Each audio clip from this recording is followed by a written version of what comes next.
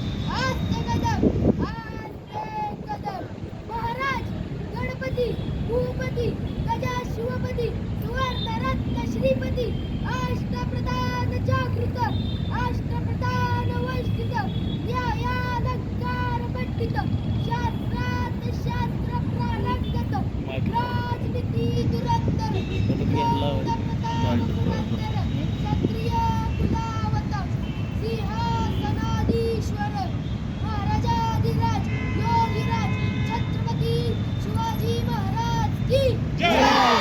धर्मवीर छत्रपती श्री संभाजी महाराज की जय.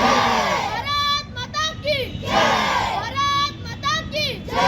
वंदे मातरम. वंदे मातरम. जय जवान जय किसान. जय जवान जय किसान. नमो पार्वती पते. हर हर महादेव. हर हर महादेव. राजमुद्रा करिअर अकॅडमीचा विजय असो.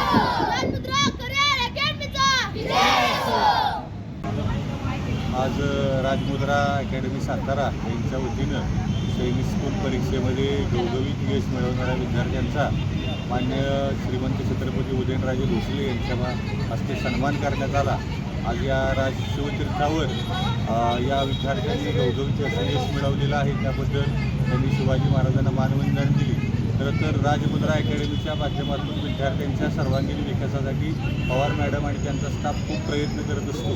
वर्षभर विद्यार्थ्यांसाठी त्यांनी घेतलेली कष्ट आणि विद्यार्थ्यांनी त्याला दिलेली साथ याचा परिपाक म्हणजे आज या सैनिक स्कूल स्पर्धा परीक्षेमध्ये या अकॅडमीचे अनेक विद्यार्थी क्वालिफाय झालेले आहेत आणि त्यांनी केलेल्या कामाचं फळ त्यांना मिळालेलं आहे. निश्चितपणे याचं सर्व श्रेय राजमुद्रा अकॅडमी, त्यांचा सर्व स्टाफ आणि विद्यार्थी आणि त्यांच्या पालकांच्या मेहनतीला जातं. अशाच प्रकारचं पुढील कार्य त्यांच्यावर व्हावं यासाठी आमच्या सर्व पालकांच्या वतीनं त्यांना खूप खूप शुभेच्छा. आज या ठिकाणी श्रीमंत छत्रपती उदयनराजे भोसले यांच्या राजवाड्यामध्ये राजमुद्रा करिअर अकॅडमी साताराचे सर्व विद्यार्थ्यांचा छान असा सन्मान करण्यात आला.